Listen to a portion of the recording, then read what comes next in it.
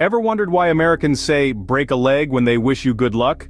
Well, you're not alone. This is just one of the many intriguing phrases that pepper the American vernacular, phrases that might leave you scratching your head if you aren't familiar with them. Welcome to the fascinating world of American slang and idioms, a linguistic landscape where words often mean something entirely different from what you'd expect. These playful expressions add color and character to conversations, making them a crucial part of everyday communication in the United States. Slang is informal language, often specific to a certain group or culture. It's dynamic, evolving with societal changes, and it's brimming with creativity. Idioms, on the other hand, are phrases where the overall meaning is different from the literal interpretation of the words. They're a vital part of the cultural fabric, offering a glimpse into the values, history, and humor of a society. In this video, we're venturing into this vibrant world, exploring some common American phrases and their unusual meanings. We'll be decoding expressions like break a leg, a curious way of wishing someone good luck, especially in the world of performing arts.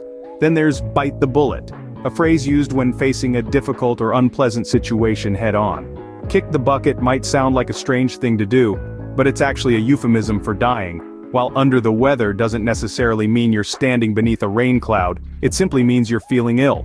And if someone asks you to spill the beans, they're not asking for a mess. They want you to reveal a secret or share some juicy information. These phrases might sound bizarre when taken literally, but they're a fun and integral part of American English, adding a dash of flavor to conversations. So, buckle up, language adventurers, as we delve into the origins and meanings of these fascinating expressions. Stay tuned to find out what these phrases actually mean and their origins. Before we dive into specific phrases, let's take a step back and understand where slang and idioms come from. Slang and idioms are like the secret codes of a language, born out of the culture, history, and collective imagination of a society. They are a reflection of the times they originated from, often steeped in local folklore, popular culture, or significant historical events. For instance, during the Prohibition era in the United States, a whole new vocabulary was born out of the need to discuss illegal alcohol. Phrases like on the wagon, meaning abstaining from alcohol, or speakeasy, an illegal bar, became part of the American vernacular. Similarly, idioms often have colorful and intriguing origins. They can be traced back to various sources like literature, mythology, or even old professions. For example, the phrase barking up the wrong tree comes from hunting dogs barking at the bottom of the wrong tree after the prey has escaped elsewhere. Over time, these phrases have been incorporated into the language, lending it richness and vibrancy. They add a layer of cultural nuance, making conversations more engaging and expressive. They also serve as a sort of linguistic glue, strengthening social bonds by creating a shared understanding and a sense of belonging among those who use them. In essence, slang and idioms are more than just quirky phrases. They're linguistic treasures, offering insights into a society's history, culture, and values. Now that we know where these colorful phrases come from, let's dive into some specific American idioms. Up next, we'll be decoding bite the bullet. So stick around and let's continue this linguistic adventure together. First up, break a leg. No, it's not a wish for physical harm. Quite the contrary, it's an expression often used to wish someone good luck, especially before a performance. It might seem a bit strange, but that's the beauty of idiomatic expressions. They are not meant to be taken literally. Now let's dive into the origins of this peculiar phrase. It's widely believed that break a leg originated in the world of theater. You see, superstition runs deep in theatrical circles. It's considered bad luck to wish an actor good luck before a performance. So instead they say, break a leg, as a way of wishing luck without actually saying the words, good luck. It's a sort of reverse psychology, if you will. While the exact origin of the phrase is a bit of a mystery, one theory links it to the tradition of bending a knee, or breaking a leg, in a bow at the end of a successful performance. So, in essence, when you tell someone to break a leg, you're wishing them a performance so good that they'll have the chance to bow in response to applause. Now let's talk about how you can use break a leg in everyday conversation. It's not just for theater folks anymore. This phrase has made its way into the mainstream and can be used to wish anyone luck before they undertake a challenging task. For instance, if your friend is about to run a marathon, you could say, break a leg, Steve. Or if your coworker is about to give a big presentation, you might tell her, break a leg, Susan. It's a fun and quirky way to wish someone success without resorting to the overused good luck. So, there you have it. Break a leg. a unique expression with theatrical origins now a part of everyday vernacular. Next time you wish someone good luck, you can say break a leg instead. Moving on to bite the bullet. It's not about dental strength. Now let's dive into the fascinating world of this American phrase. Bite the bullet, an intriguing phrase indeed, isn't about testing your teeth on a piece of ammunition. No, this phrase is all about enduring a painful or otherwise difficult situation. It's about standing tall in the face of adversity and displaying resilience. It's about facing the music, even if the tune is less than pleasant. Now, where does this peculiar phrase originate from, you might ask? It's a story that takes us back to the battlefields of yesteryears. Imagine a time before modern anesthesia where field surgeons had to perform operations on wounded soldiers right in the heat of battle. These brave men, in the absence of any painkillers, were asked to bite down on a bullet to help them endure the pain. Thus, the phrase "bite the bullet" was born. Today, we use this phrase in everyday conversation to express the idea of confronting a tough situation head-on, regardless of the discomfort it might bring. Let's look at some examples, shall we? Imagine you've been procrastinating on a major work project. The deadline is looming and there's no choice but to buckle down and get it done. In this situation, you would bite the bullet and start working on the project. Or let's say you've been putting off a difficult conversation with a loved one. It's not going to be easy, but you know it's necessary. So you decide to bite the bullet and have that talk. Both these examples illustrate the concept of facing a challenging circumstance, and instead of shying away, choosing to meet it head-on. So the next time you find yourself in a tricky situation or faced with a daunting task, remember this phrase. Don't shy away. Don't procrastinate. Instead, gather your courage, take a deep breath, and bite the bullet. So, when faced with a difficult situation, remember to bite the bullet. Kick the bucket and under the weather. Sounds strange, right? Well, prepare to be amazed as we dive into the intriguing world of American idioms. First up, kick the bucket. Now don't be alarmed. No actual buckets are harmed in the use of this phrase. This expression is a colloquial way of referring to death. Yes, you heard it right. Kick the bucket means to die.